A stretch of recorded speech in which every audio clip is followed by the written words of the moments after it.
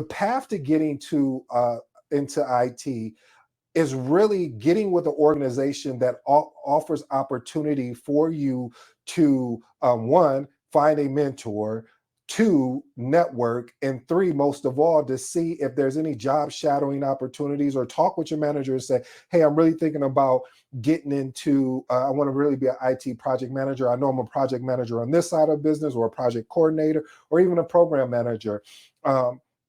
But I want to really get onto the IT side of things. Would you be open to allowing me to go talk with the IT manager and see if I could job shadow one of his project managers, one of those type of things?